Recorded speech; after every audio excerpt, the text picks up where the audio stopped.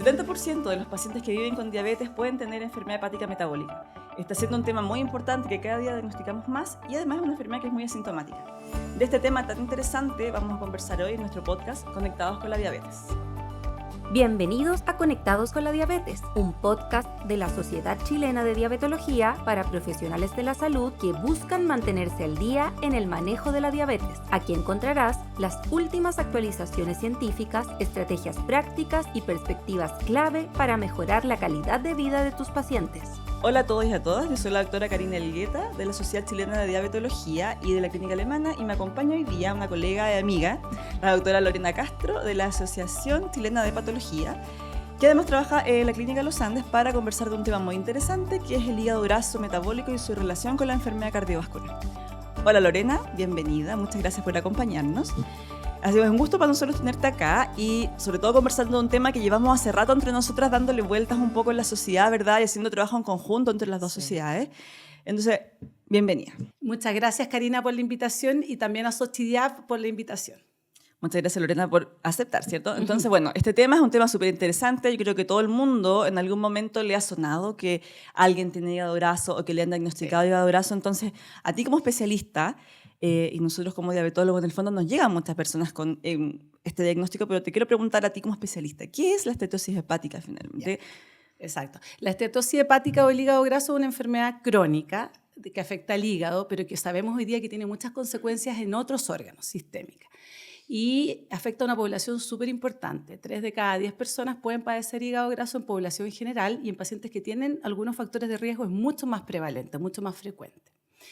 ¿A qué se llama esto? Es cuando más grasa se deposita, como su nombre lo dice, en el hígado, y esto puede tener solamente esa consecuencia o generar inflamación y a lo largo del tiempo fibrosis. Por tanto, es un nombre que abarca una amplia gama de manifestaciones y por eso vamos a escuchar que no todos los pacientes con hígado graso son iguales. Hay pacientes que tienen más riesgo y otros pacientes que tienen menos riesgo. ¿Y qué factores de riesgo existen para que los pacientes tengan este hígado graso? Sí. Los principales factores de riesgo del hígado graso metabólico, que es el tema que hoy día estamos conversando, son básicamente la obesidad, el síndrome metabólico, ¿cierto? Este conjunto de enfermedades que afectan a una población súper importante, donde empezamos a juntar más adiposidad alrededor de la cintura.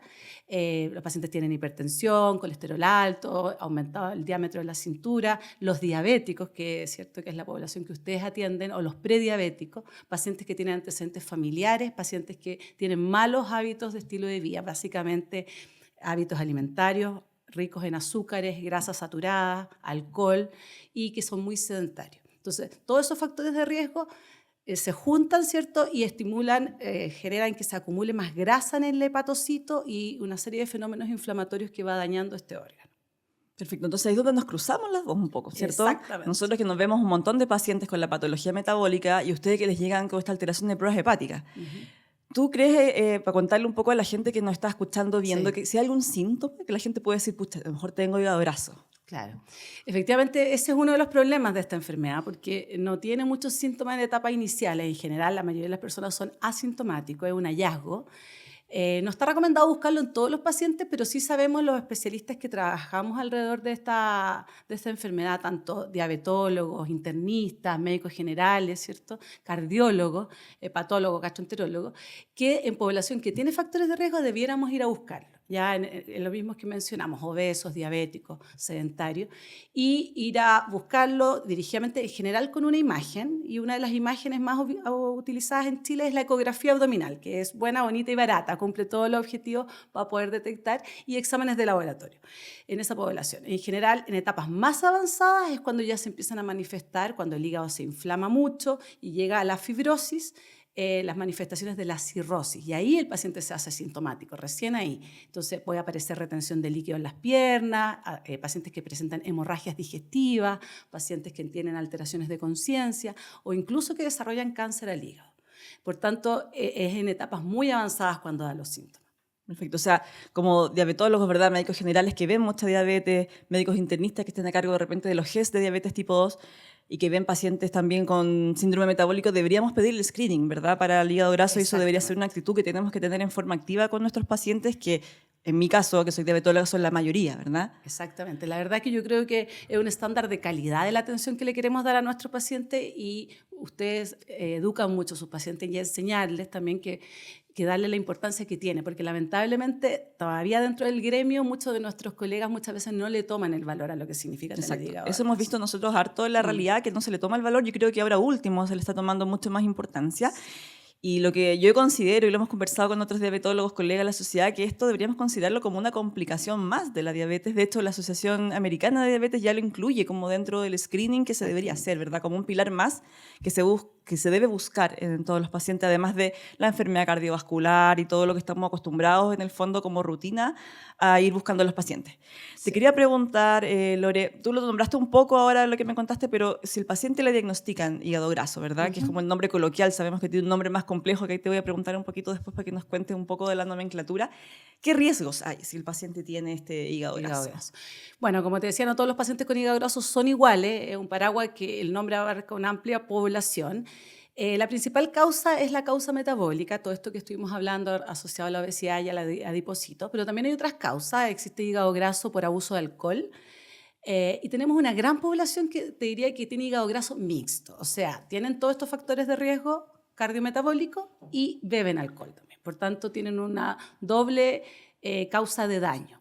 Existen otras causas de hígado graso que son mucho menos frecuentes, como por ejemplo algunos fármacos que pueden inducirlo, algunas enfermedades genéticas, la enfermedad celíaca, pero es básicamente eso. Entonces, una cosa es que no todos los hígados grasos son metabólicos y por otro lado también que tienen distintas etapas la enfermedad.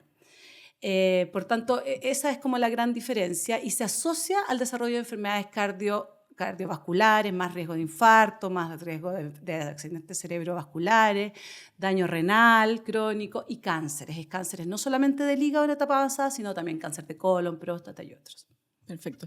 De hecho, bueno, el tema cuando se avanza, ¿verdad?, la enfermedad hepática y ya hay cirrosis, yo a veces le comento a los pacientes, no sé si será una cosa que tú también haces en la práctica, decirle que mucha gente piensa que la cirrosis es solo por alcohol, que era lo que había antes, ¿cierto?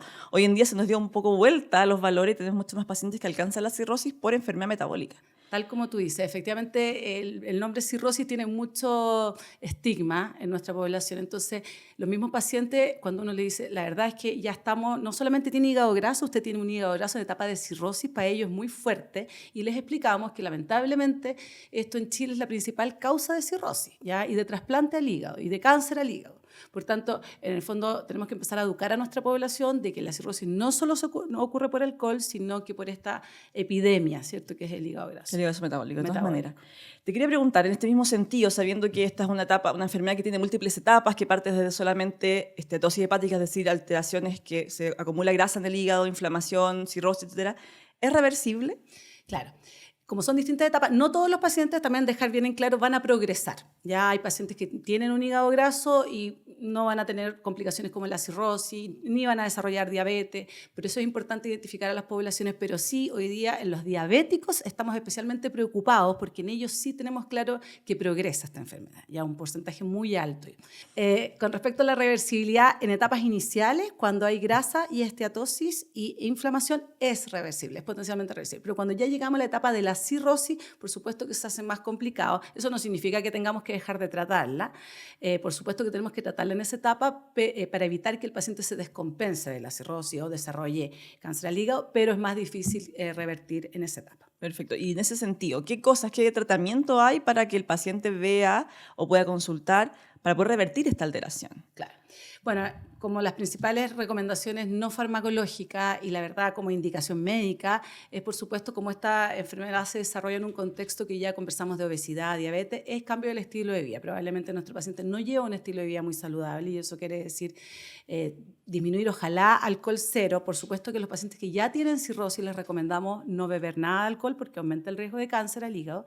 En los que tienen un hígado graso sin complicaciones, sin fibrosis, podrían tener un consumo moderado de alcohol, ocasional, puntual, una copa, el fin de semana, por ejemplo. Aumentar la actividad física, por supuesto, hay beneficios, no solamente, aunque no bajen de peso, los pacientes que hacen más actividad física mejoran el músculo y eso permite mejorar objetivos a nivel hepático. Y con respecto a fármacos, Bueno, hoy día ha habido como una revolución, hay muchos estudios en desarrollo, hasta hace poco no teníamos un único fármaco que tratara esta enfermedad. Recientemente fue aprobado uno que ayuda a nivel intrahepático, ¿cierto?, a sacar grasa del hígado, disminuir la fibrosis, está fuera del alcance en nuestro medio y recientemente fue aprobado en Estados Unidos con un altísimo costo, por tanto no es un fármaco estándar para nosotros y hoy día nuestro pilar fundamental es manejar las comorbilidades, porque sabemos que muchas de las drogas que se ocupan para bajar el control de la glicemia tienen un efecto demasiado positivo a nivel hepático. ¿Ya? No están aprobadas para el hígado graso, pero están aprobadas para la diabetes, para la obesidad, y ya estamos viendo, han salido estudios muy recientemente que han mejorado el hígado graso, la esteatosis y la fibrosis. Faltaba demostrar la mejoría de la fibrosis. Ese estadio no se había podido mostrar y están saliendo los primeros estudios. Así que creemos que prontamente se van a empezar a probar con la indicación de hígado graso. Pero hay que esperar un poco. Y esos son los análogos de GLP-1, ¿verdad? Sí. Que son medicamentos que utilizamos un montón los diabetólogos, que se está utilizando un montón los nutriólogos también. Y ya se ha abierto un poco el espectro hasta a los gastroenterólogos, a los hepatólogos, que también está indicando hoy en día por este tipo de patologías. Y en el fondo también en ese sentido es importante aclarar a la gente que es un medicamento que es seguro de utilizar, ¿verdad? Que le va muy bien a la diabetes y que en relación también a la baja de peso se ha visto un súper buen efecto a nivel hepático. Exactamente. ¿Cierto? La verdad de las cosas es que por eso para nosotros también es súper bueno esta unión entre las dos sociedades. Nos hemos ido conociendo, nos quedamos cómodos con este tema y la verdad es que algunos pacientes no van a llegar a ustedes son poquitos todavía a nivel Chile, país, ¿cierto? Y también vamos a verlo muchos de nosotros y muchos médicos generales y muchos médicos internistas que probablemente están totalmente capacitados para poder hacer tratamiento si se informan y si le explican a sus pacientes de qué se trata. Así que, no, de todas maneras yo creo que es parte fundamental de este trabajo multidisciplinario. Y con respecto al costo, porque sabemos que estos medicamentos, el primero que tú nombraste, que es el Remetirón, ¿verdad? Sí, que eso está fuera del alcance porque es muy, muy caro. Sí. Análogos de GLP-1 también tienen un costo alto, ¿verdad? Exacto. Y no están incluidos en ninguna canasta, algunos seguros los cubren, ¿verdad? Sí. ¿Qué otra medida tú dirías que es fundamental? Como para decirle al paciente, ¿sabes qué? Bueno, no, pero esto sabemos que demuestra igual beneficio y lo podemos hacer en el fondo. Claro, o sea, el hincapié en el cambio de estilo de vida y lograr baja de peso. Y ahí es súper fundamental que el paciente entienda que cuando le decimos haga ejercicio, dieta, nos demos un tiempo más largo en explicárselo. Y yo le digo muchas veces, casi que le voy a anotar en la receta, le prescribo ejercicio 3 veces a la semana o este cambio de estilo de vida porque es tan importante, o más inclusive, que el fármaco, ¿cierto? Sí. Y efectivamente nos cuesta un poquito, pero si nos damos un tiempo un poco más largo, yo creo que logramos que los pacientes nos entiendan, que lo comprendan, porque como esta enfermedad no duele, les cuesta entender el impacto que pueda tener. Y por otro lado, este tipo de fármacos que estábamos conversando, efectivamente, hoy día todavía tiene un costo muy alto para un porcentaje muy importante de la población. Xochitl yo sé que está trabajando intensamente para que, ojalá a través del Ministerio de Salud, algunos de estos fármacos sean aprobados para los diabéticos fundamentalmente. Pero yo creo que si uno le explica al paciente los beneficios y ese grupo de pacientes que puede acceder, realmente va a tener un beneficio, un impacto, ellos lo entienden y le decimos finalmente que es una inversión de alguna manera en salud. Y que va a estar siendo controlado por un médico para definir los tiempos de tratamiento. De todas maneras, ¿cierto? Y bueno, insistir un poco con el tema de la actividad física, que sabemos que bajando de peso desde un 5% uno ya podría ver mejoría en hígado graso. Entonces, así de importante es. Exacto. Y decirles que son cambios de estilo de vida que no se pueden lograr de un momento a otro, que necesitan tiempo, que le den tiempo, que no va a ser inmediato, y que más que tener una baja de peso y el paciente con dietas muy restrictivas va a volver a subir de peso, eso no tiene beneficio. Lo que queremos es que tenga un cambio de estilo de vida que baje y logre mantenerlo en el tiempo. Ahí sí vamos a tener beneficios y eso puede tomar un proceso de darse cuenta, de que el paciente a lo mejor viene saliendo de un trastorno del ánimo, a lo mejor no es el mejor momento, esperar un buen momento, ¿cierto?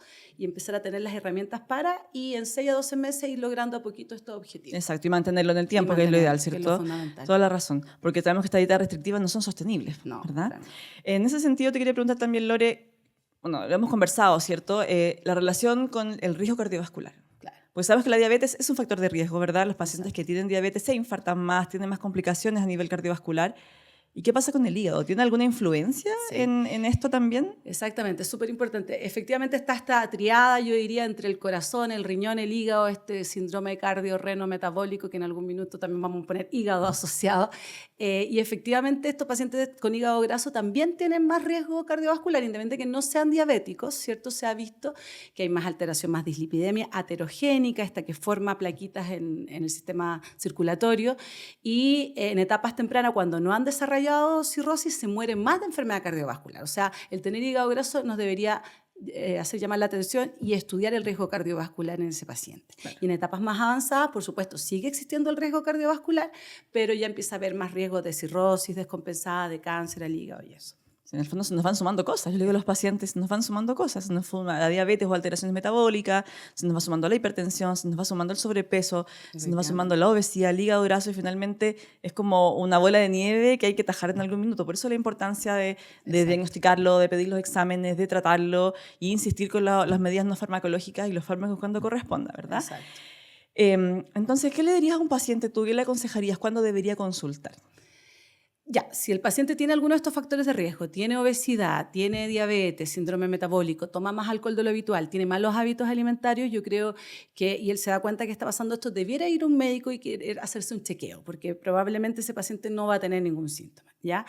Ahora, si el paciente, por un chequeo general, le detectaron hígado graso, debiera consultarle a su médico, me tengo que preocupar, qué debo hacer para llamar la atención del médico, porque, como te decía, a veces los médicos lo subvaloran un poquito, ¿ya? O sea, debe consultar y debe cambiar su cambio generar cambio de estilo de vida y todo lo que hemos conversado, disminuir el consumo de alcohol. O sea, ahí yo creo que eso es fundamental. Y si tengo antecedentes familiares, por ejemplo, pucha, mi papá falleció de una cirrosis por hígado graso y me acaban de descubrir hígado graso. Hay un porcentaje de la población genéticamente en Latinoamérica que tiene algunas mutaciones genéticas que generan que este hígado graso sea más agresivo. Por tanto, el dato del antecedente familiar es importante. Perfecto. Y con respecto al alcohol, porque sabemos que el alcohol es un factor que influye, ¿verdad? Exacto. ¿Cuánto tú le dirías a los pacientes sabe que este es un valor de tragos o de copas que es una alarma, ¿verdad? ¿Qué le dirías tú? Sí. Bueno, con el alcohol es difícil porque efectivamente el metabolismo del alcohol es tan variado de persona a persona. Sabemos que las mujeres nos dañamos más con el alcohol que a los hombres al mismo consumo. Hay otros factores genéticos que te decía también, la obesidad es factor de riesgo. Por tanto, no existe un consumo de alcohol que yo te pudiera decir es seguro para cada persona, no lo podemos generalizar. Y en aquellos pacientes que tienen ya algún grado de inflamación hepática, fibrosis, la verdad es que la recomendación sería mejor cero. ¿Ya? Cero. En aquellos que tienen hígado graso y no tienen diabetes, no tienen más de 50 años, podríamos decir un consumo moderado, podría ser una copa en el caso de las mujeres, máximo 2 copas en el caso del hombre. Hablamos de copa estándar, quizás lo equivalente a una copa de vino o una botella de cerveza pequeña, ¿cierto? Y saber que si yo sumo factores de riesgo, aumenta el riesgo de que mi hígado se dañe. Por tanto, en el fondo, eso es re importante insistir, que no existe un consumo seguro y que va a depender un poquito de las otras características. Perfecto. Y para los médicos que nos están escuchando que no son especialistas o que trabajan con muchos pacientes con este tipo de patología, ¿qué consejo tú les darías, Lore, con respecto al diagnóstico? ¿Qué deben pedirle al paciente? Claro.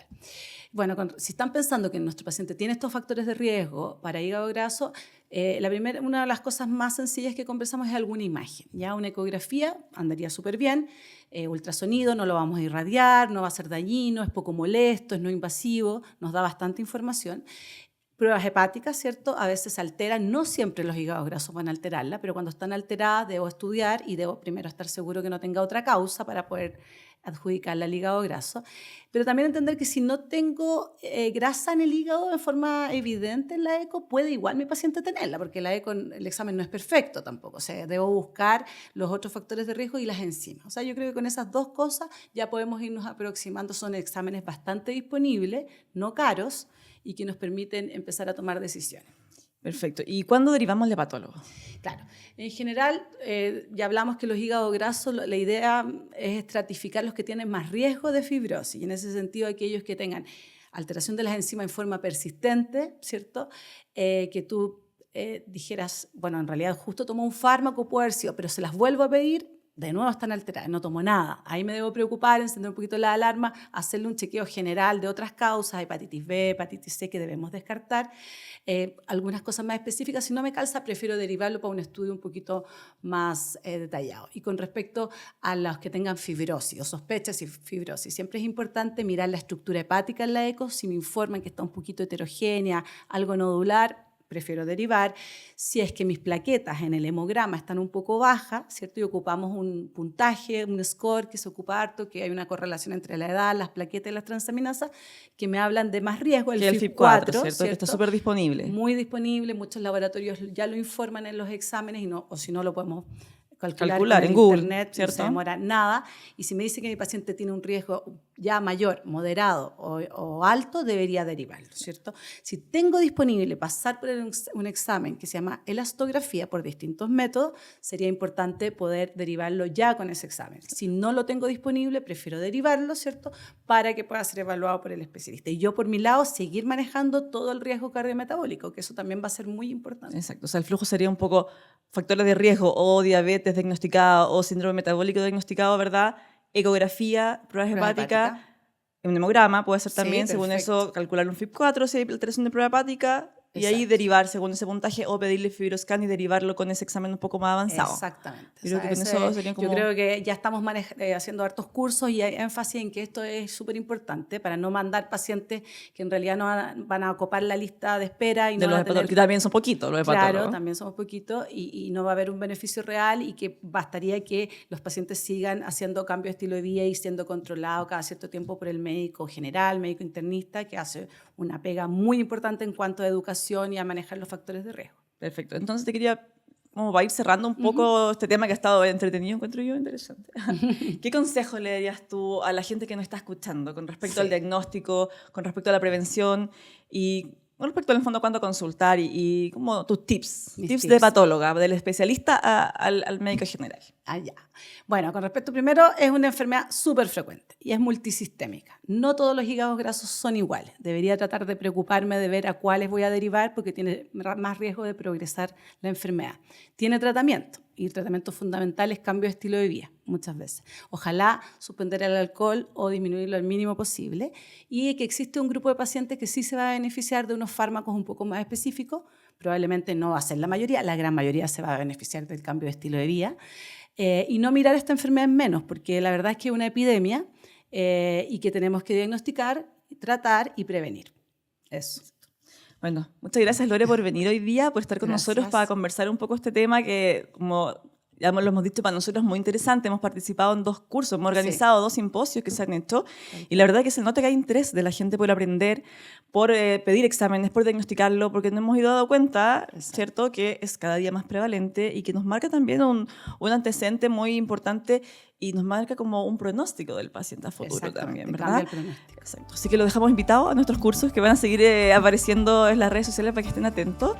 Y muchas gracias, Lore, por venir hoy día. Así que esperamos tenerte en un capítulo de nuestro podcast a futuro. Muchas gracias a ustedes por la invitación. Y a todos los que nos están escuchando, los invitamos a seguirnos en nuestro Instagram, @Sochidiad. Ustedes como asociación también tienen un Instagram nuevo. Sí, tenemos un Instagram de la Asociación Chilena de Patología, así que también los invitamos a seguir. Eso.